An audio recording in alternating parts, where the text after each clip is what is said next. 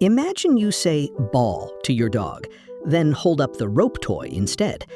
If your dog does not bark, fetch, or visibly react, would you assume the word meant nothing? Probably. I would think the dog was reacting to my tone, routine, or body language, rather than actually connecting the word ball to a particular object. That is exactly the difficult part. Behavior can underestimate what an animal understands.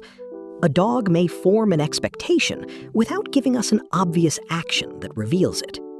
So the real question is not just whether a dog follows a command, it is whether hearing an object word brings a particular object to mind. Right. The paper is titled Neural Evidence for Referential Understanding of Object Words in Dogs, and it asks whether familiar object words can evoke mental representations of their reference. Referential meaning sounds technical. What does it mean here? It means that a word does more than predict a reward or trigger a trained response. The word points to something in the world. Hearing it creates an expectation about the object it refers to. And because dogs cannot explain what they imagined, the researchers needed a way to look for that expectation without relying only on behavior. Exactly. They turned to brain activity.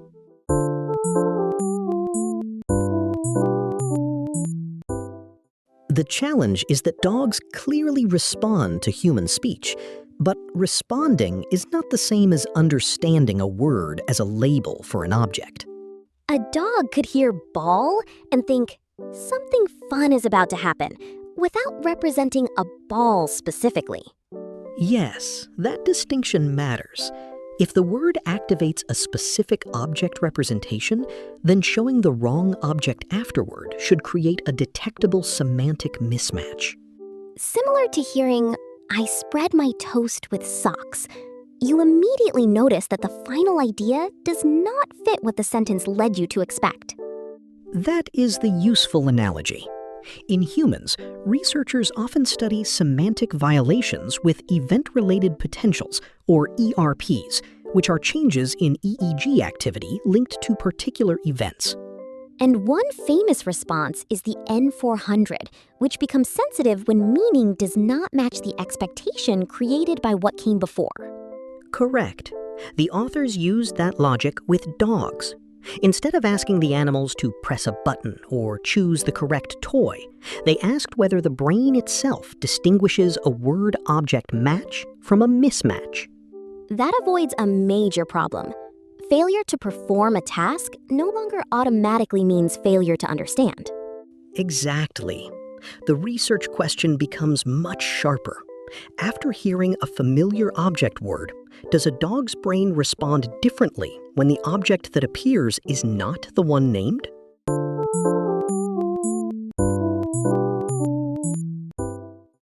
The researchers analyzed EEG data from 18 dogs using a semantic violation setup adapted to them. What actually happened during a trial? The dogs heard their owners use familiar object words. After the spoken word, an object was presented. Sometimes the object matched the word, and sometimes it did not. So, if the owner said the dog's word for a ball, one trial could reveal the ball, while another could reveal a different familiar object. Exactly.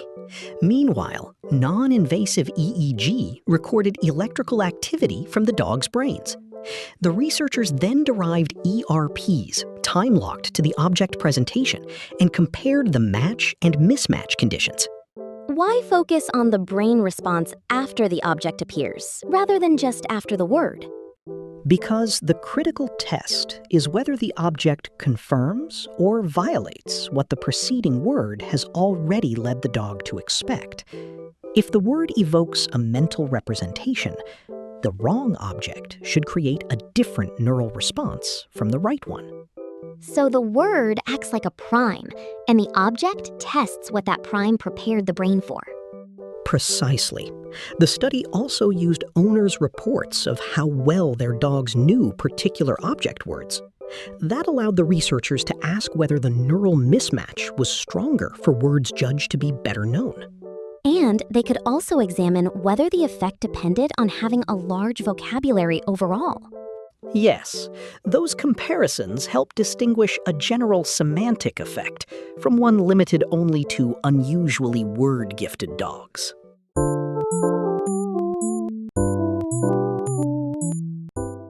The key result was a mismatch effect at a frontal electrode. When the object did not match the preceding word, the dog's ERP differed from when the object matched. When did that difference appear? The significant difference was found from 206 to 606 milliseconds after the object appeared. The authors describe that latency as comparable to the human N400.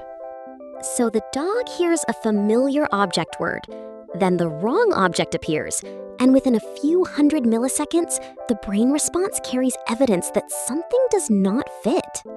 That is the central interpretation. Importantly, the mismatch difference was greater for words that owners reported their dogs knew better. That seems important because it links the brain effect to the dog's familiarity with the word, rather than treating every spoken sound as equivalent. Exactly. It supports a semantic interpretation of the effect. The study also found that semantic expectations emerged irrespective of vocabulary size. Meaning this was not restricted to dogs famous for knowing huge collections of toy names. Right.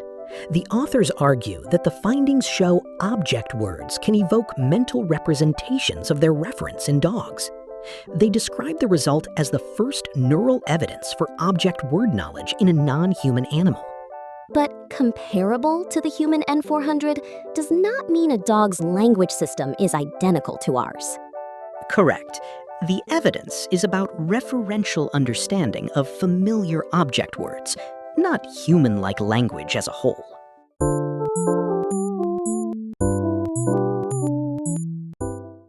The most useful shift is this: do not judge an animal's understanding only by whether it performs the behavior you expected.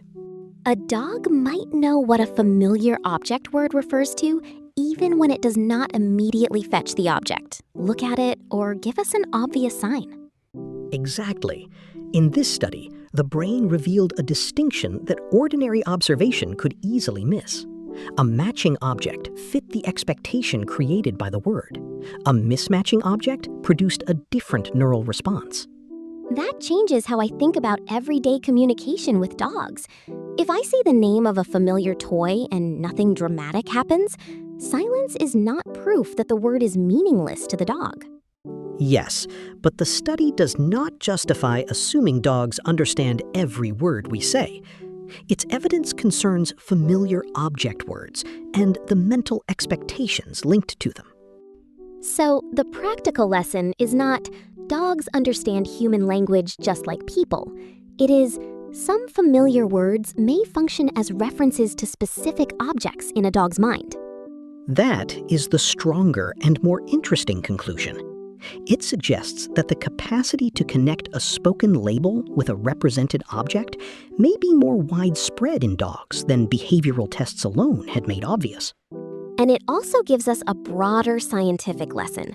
When a subject cannot tell us what it knows, a clever measurement can separate understanding from performance. Exactly.